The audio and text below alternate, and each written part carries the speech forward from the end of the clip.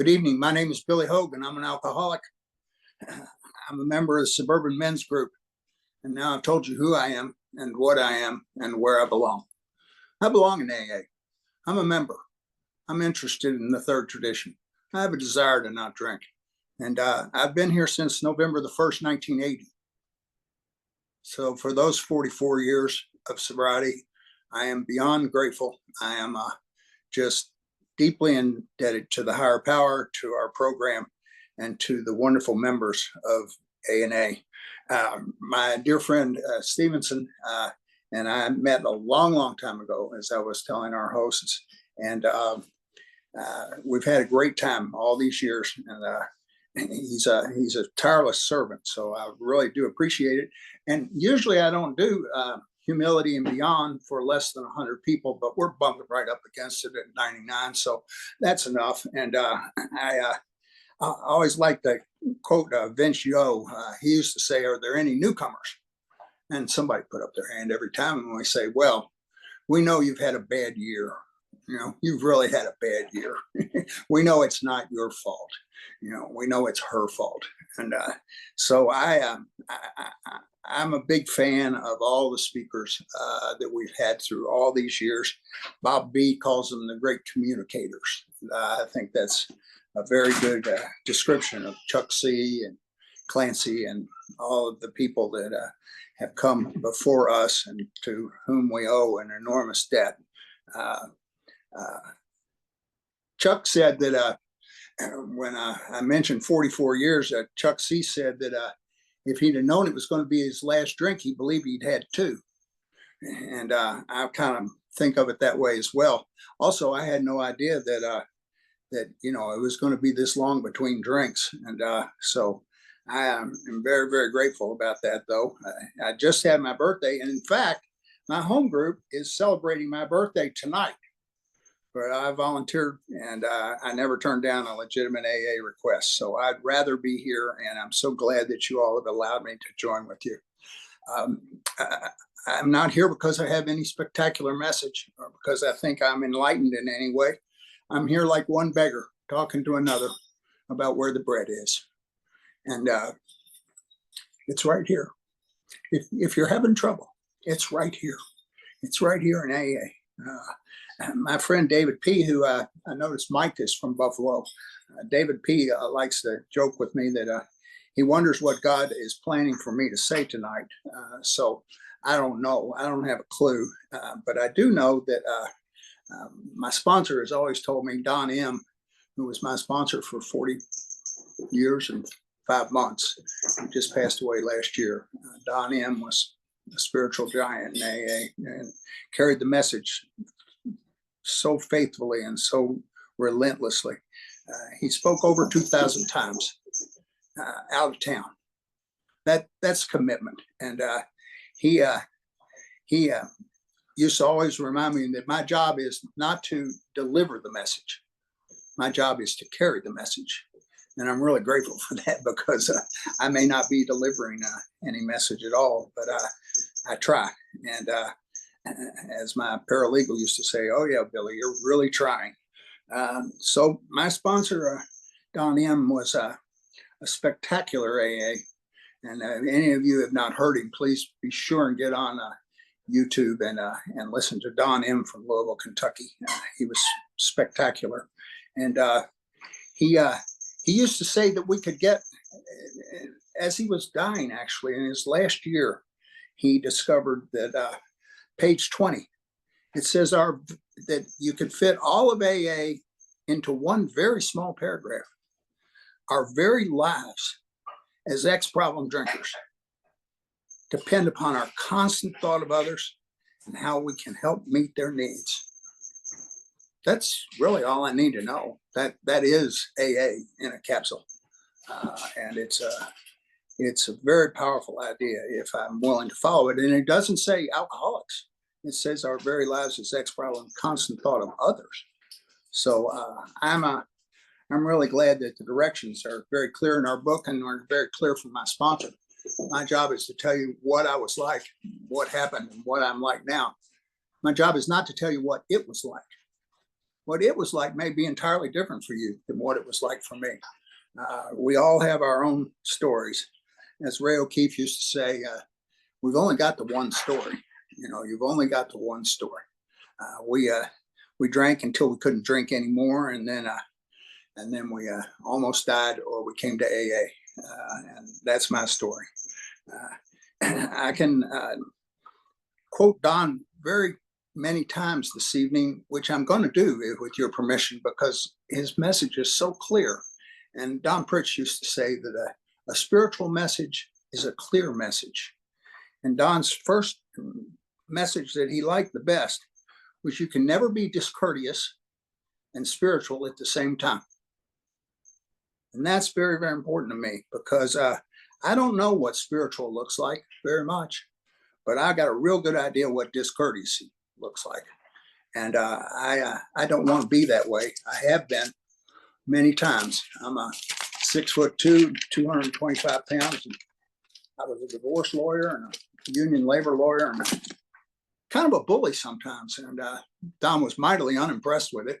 He used to say, Billy, why is it that you have to demonize the other side to get your energy up to take them on?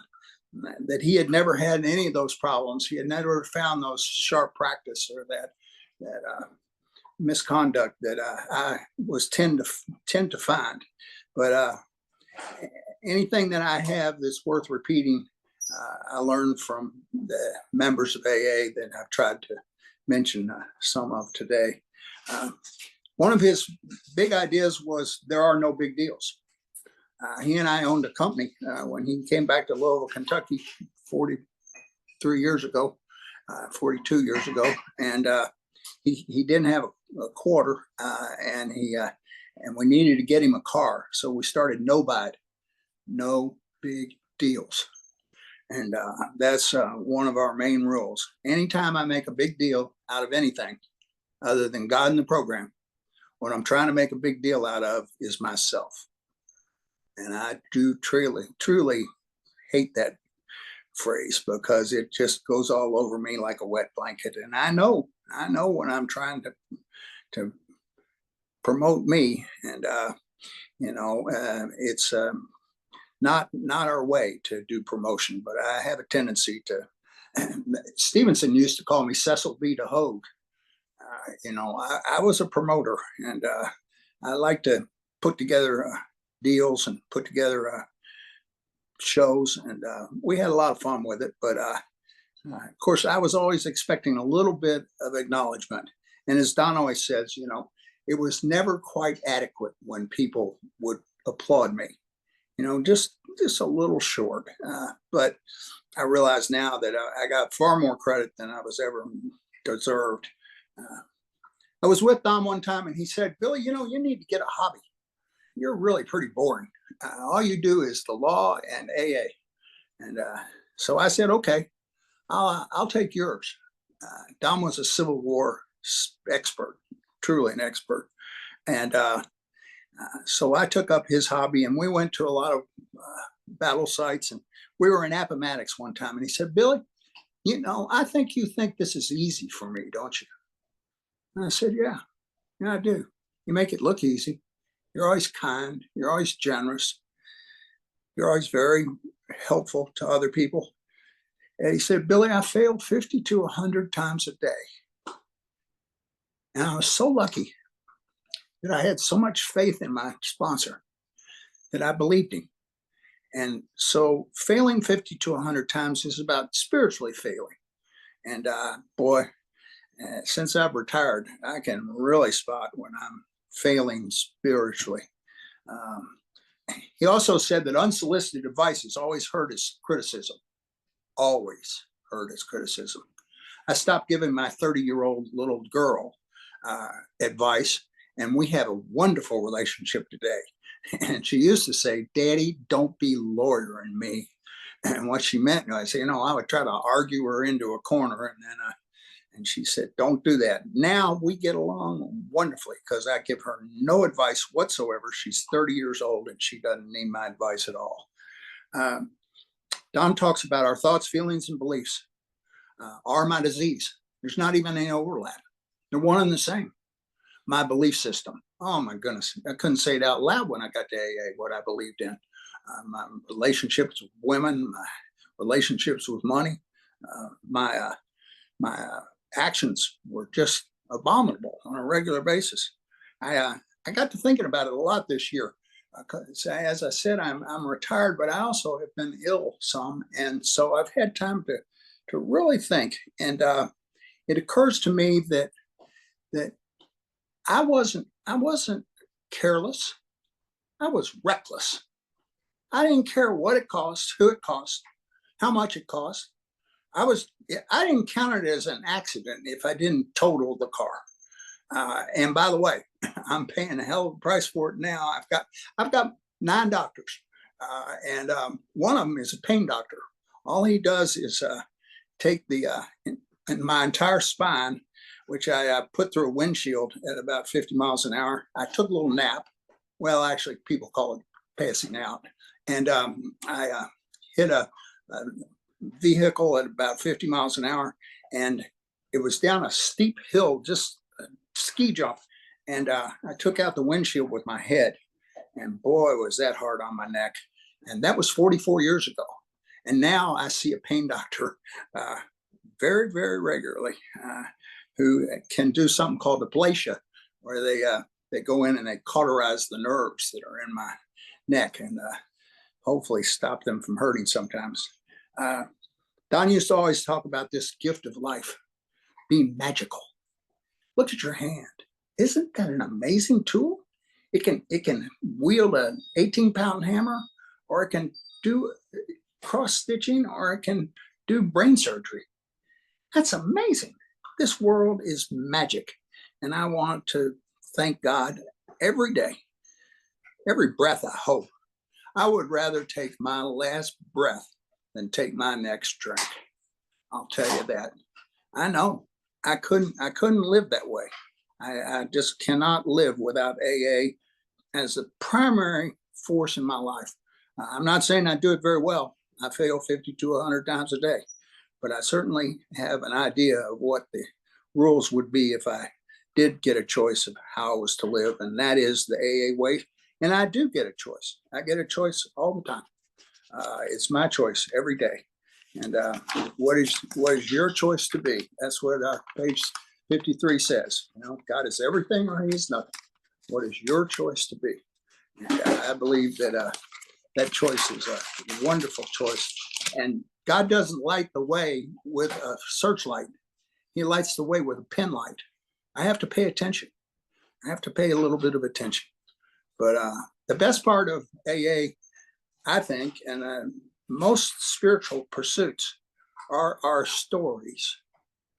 The stories are how we transmit our spirituality. And my story is, I only got the one story.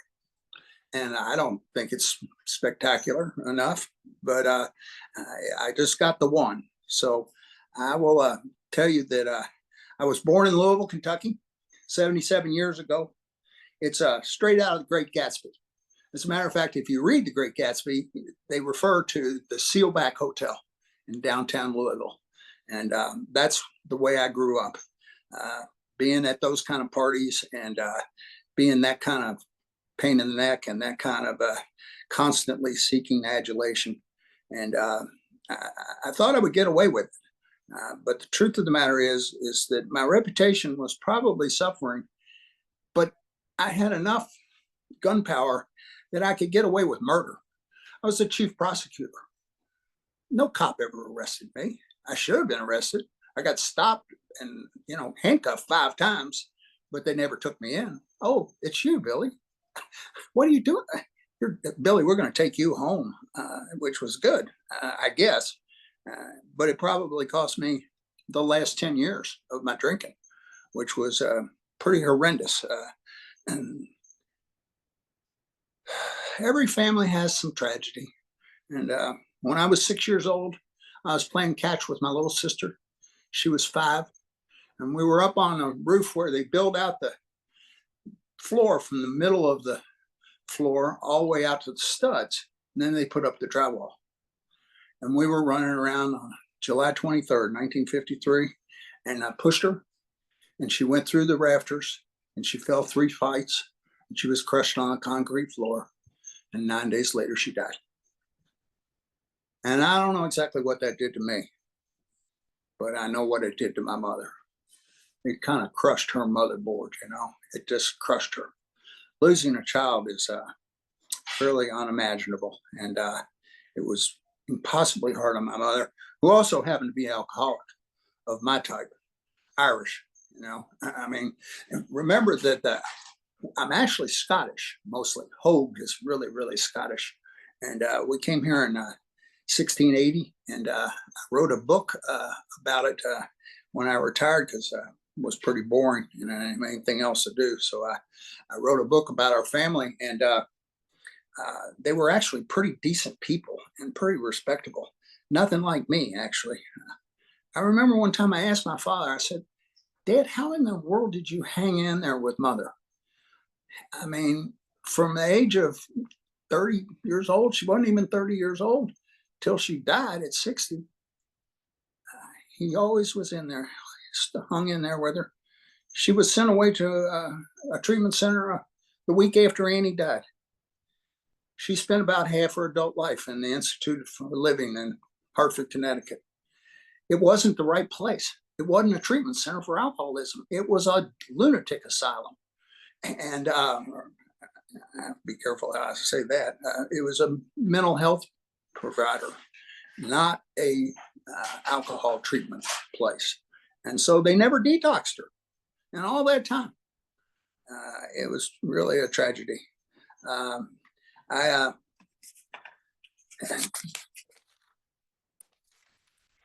a lot of trouble as a child. I went to bed. I couldn't add. I couldn't do the alphabet. I was just a rattled problem child. And, you know, later I ended up getting through law school and being on the law journal, but how that happened, I don't really know for sure. It was a lot of the power was in there, I think, and a certain amount of hubris and work ethic that I had. I wasn't going to fail. I couldn't fail. That was just not acceptable. So I was a mess, I'll tell you that. And I had a secret. My secret was simple. I'm not enough. And you're going to find out. And you're going to make me go away. And when you're not enough, it's very hard to be confident. So you have a tendency to compensate. And so I also used to always say, I kind of coined this phrase, I may not be I may not be much, but I'm all I think about. And boy, that describes me perfectly. You know, I was self-centered to the last degree. And as I said, I wasn't just careless, I was reckless. I went to my first day of law school, and I had to go to law school. I wasn't going to be an accountant. I treated my way through math in high school and my little day school that I went to. And so we knew I wasn't going to be an engineer. And so I went to law school, and that first day, and they had a rush party, you know, one of those parties where they give you free whiskey. Free whiskey was always my nemesis. That was my real problem deep down. I could not handle free whiskey because I was afraid it would run out. And so I always made sure I got my share. And when I got my share, that was a lot of whiskey. As I said, I was a big man. And when a 6'2", 225-pound man goes down like a rock and takes out like the hors d'oeuvre tables, you know, it gets people's attention. I was at that time, I also had a psychiatrist. Is the same psychiatrist that treated my mother very unsuccessfully. Is the same psychiatrist that treated my aunt. She died in the Pennsylvania Institute at 50. She was married to the president of Gillette. This disease will take you out quickly. As I mentioned, I'm very, very Scottish. And you know, the Irish gave the Scots a bagpipe as a joke. I mean, we're not real smart.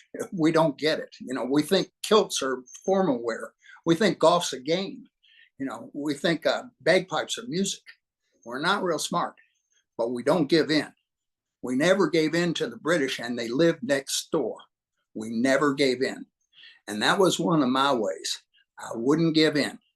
If somebody said, would you like a beer? And I said, no, I had entirely misunderstood the question. It didn't matter where I was going to have a beer if anybody else was. So consequently, that first day of law school, I got to drinking, and I was a cheerleader. I always had to be a cheerleader.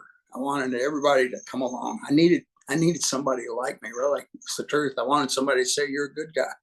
And so I brought everybody back to my house and announced we were going skinny dipping. And to make my point, I dropped my clothes there in the living room. So I went out and got in the car naked, and a couple other lunatics came with me, and we drove over to this country club to jump in the pool. And as I came around the turn, I saw some young people making love underneath the paddle tennis courts. And me being a prince of a guy, that's what Don always says, oh yeah, Billy, you were a prince of a guy. I wanted to put some light on them. So I slammed on the brakes and I backed up the car real quick to put some light on them. And I went over the cliff, and the car rolled down the hill and it caught on fire. And, you know, to this day, I don't believe that big wrecker driver who I sat next to driving home, or those policemen or the firemen, really believed I had lost my clothes trying to put out that fire.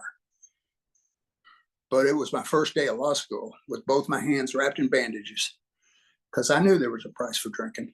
My mother's name was O'Brien. That's kind of Irish, you know, and the Irish are not real bright either, and we're bad to drink. And my mother in particular, my last year of drinking, I should move along here and finish easily on time. My last year of drinking, I was 32 years old, 31 years old, and I had a lot of significant titles. I didn't earn any of them in particular. I was just affable and a promoter. And so they gave me a chief prosecutor, for instance. They made me the head of the fundraising for the governor's campaign for the unions. And so I really was a mess.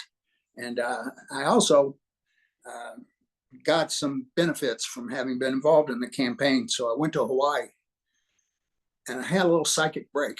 I called my ex-wife and I said, you got to come and get me. I can't get out. I can't get out of the room. I couldn't unlock the room. The door locked on my side, of course, but I couldn't get out of the room. I was having a little psychic break. I sank a sailboat, and there were 9 people on board, and there were no life preservers. And the real problem was it was pitch dark and it was snowing. Only alcoholics go sailing in snowstorms. Okay, I was sailing, and so I went to intensive care for a good while, and the neurosurgeons couldn't figure out really what was wrong with me, and finally they decided it looked like maybe it was a touch of wet brain. It looked like I had insulted my brain so badly with so much alcohol for so long that I was hospitalized for a good while. And they couldn't really figure out what the problem was. And so they said, you know, you need to quit drinking. So I did for 2 weeks, almost 2 full weeks. And then I got back to smoking that wacky tobacco, which was a little nerve-wracking as a chief prosecutor. But then, as I said, you know, police never bothered me because I was a pain in the neck. And so my second wife, she had to take her bar exam the day after I sank that sailboat. And you know what? She was first in her class, and she was so rattled, worrying about me, that she flunked the bar the first time. And I thought, what a wimp. You know, what was wrong with you? That's how sensitive I was.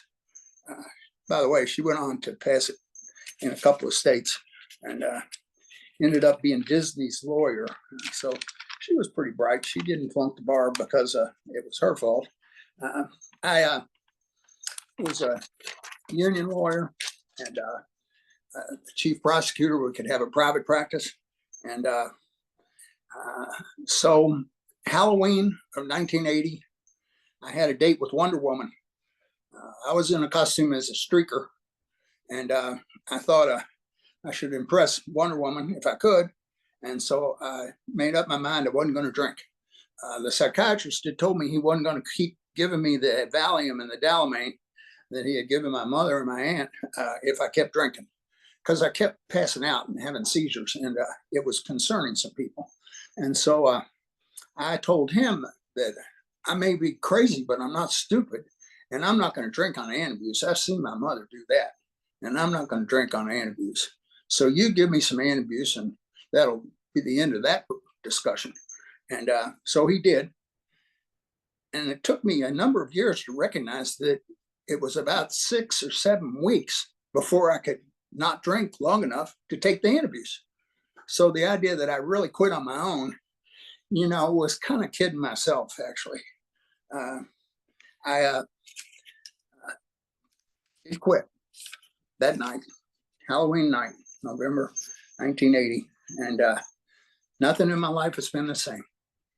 Absolutely nothing in my life has been the same since. And for that, I am immensely grateful. And I go to a lot of meetings. Don and I always had an expression, I'm too busy to miss meetings. And I think it was true for me. Gandhi said that he thought he needed to meditate for 2 hours a day. He was so busy, rather than 1. And that was what I needed. I needed to calm down that monkey mind of mine. And so I remember so clearly, Don had one very important idea over and above that you can never be discourteous and spiritual at the same time, was another one that the only thing that puts a footprint on reality is what I do. My thoughts, feelings, and beliefs are of no consequence. They mean nothing if I don't take an action based on them. If I don't do that insanity, as Don used to explain, my thoughts, feelings, and beliefs are my disease. There's not even any overlap. They're one and the same. I could steal this, the IRS won't know about this, just crazy stuff. And oftentimes it looked like common sense. I'd say, well, everybody else is doing it, and so I would think, well, it's just common sense. But Don started me every day. We would do 86, 87, and 88.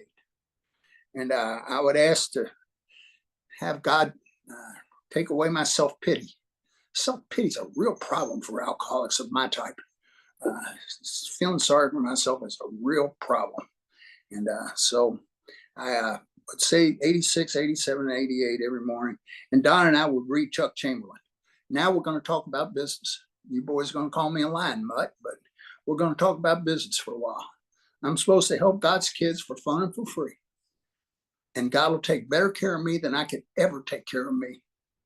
And it turned out to be absolutely right. My second wife had to leave me. I wouldn't come home, and I would get lost for 2 or 3 days, and I wouldn't have a good excuse, and that's what you call alcoholic of my type, chronic and incomprehensible demoralization. And so finally, she had to let me go. She said, Billy, I love you like a rainbow, but I can't stay around and watch you die. I'm not going to do it. And of course, I'm always careful to point out, she saved my life. I've been a member of Al-Anon for a good long time, because I was fortunate enough to run into a woman when I was speaking at the local jitter joint. And they had me speak there because they thought I was so arrogant and such a problem that I wasn't going to make it. So they decided they would put me into service, deep into service. Every Thursday at Our Lady's Peace, I would speak. And she was there in a little bathrobe. She wasn't there on a research project. She was a nurse, and I always think it's funny that she was such a tragic alcoholic, because the truth of the matter was her first choice was these drugs that just knock your block off, just fentanyl and that kind of stuff. And so we've been married for 37 years.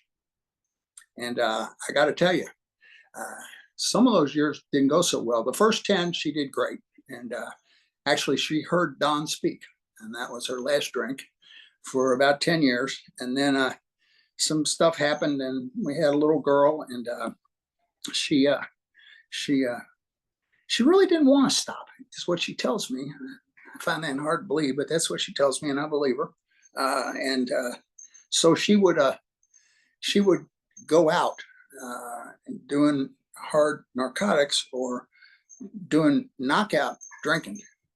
And it was, I tell you, if you're an Al-Anon of my type, I was not a volunteer for Al-Anon. Let me put it that way. I didn't volunteer for AA, but I definitely didn't volunteer for Al-Anon. And I got to be an Al-Anon by way of my wife's behavior. And so I was kind of worried about her dying. As a matter of fact, she was driving at night with a bottle of vodka under the front seat and not coming home till it was gone. And my little sisters were talking to me, and this little sister's husband had been very successful in the insurance business. And she said, do you think you would ever be able to convince anybody that you don't know something about alcoholism, Billy? You helped start the American Bar Association Commission on Lawyers Assistance Programs with Stevenson, by the way. It'd be kind of hard for you to pull off that you don't know anything about alcoholism. And what are you going to do when she runs into a car full of kids and kills them? So what I did is I bought an umbrella policy. Wasn't great Al-Anon, but it was pretty good lawyering. That's the way I looked at it anyway. And so finally, simply put, we had a miracle. That's the only thing I can say. She's been sober now for 3.5 years. I called my sponsee, who is really a spiritual giant. He was a Black man, first Black doctor at the University of Louisville Medical School to be a gynecologist. And he took me on as his sponsor, and then he showed me a really spiritual person. And I was talking to him. I said, Ernest, you don't understand. I can't do this. I'm coming apart, man. And he said, hey, man, you can't be talking like that. You're supposed to be my sponsor. And so I said, you don't understand, Ernest. Carolyn's going to die. And we had a couple of trips to the hospital, and he said, well, let's talk about this St. Paul. And St. Paul had this stake in his side. It wasn't a thorn. The proper translation is a stake in his side. And he said, God, I can't do your work with this stake in my side. Kind of like my alcoholism. I can't do your work with this stake in my side. And God said, well, you're still going to have the stake. He said, no, I can't do it. And God said, my grace is sufficient. And that was my prayer for the next 3 years till Carolyn got sober. And she went to the Women's Healing Place, which is not the Louisville Country Club Tennis League, I'll tell you that. It's more like a jail. And she stayed for 100 days. And then she got out, and we were all excited. It was going to work just perfectly. And then she got to drinking some Listerine because her teeth were hurting. And so she got to go back. And now I can report to you that she's been sober for 3.5 years. And she is on fire with AA. She has girls come over here. Last night, I think I had 9 women here at the house. She has dinner for her and her AA girlfriends. And she told me something one time that really kind of got my attention. She said, I never really had girlfriends. Now in AA, I have girlfriends. And I thought, that's cool. She has real friends who are sober and who spend a lot of time on AA. And it makes me very happy for her. I can guarantee it makes my little girl happy too. We think that we don't affect other people, but I don't think that's necessarily true. This lovely young lady has been married to me for 37 years, and most people are fairly amazed. They say, how do you put up with him? And she says, actually, I like him.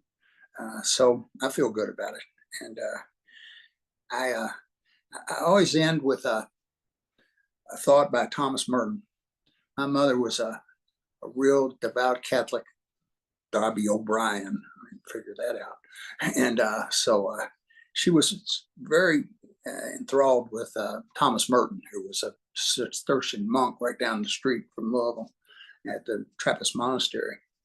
And Merton said that a spiritual seeker is a person who, once they have experienced God, nothing else will do. And that was certainly my experience. Nothing else will do.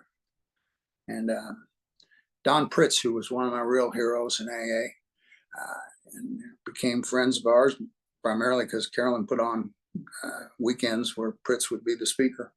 And Pritz was dying, and his very last pitch, he said that he wasn't sure that he had the right answers, but he thought that he had probably found the right question.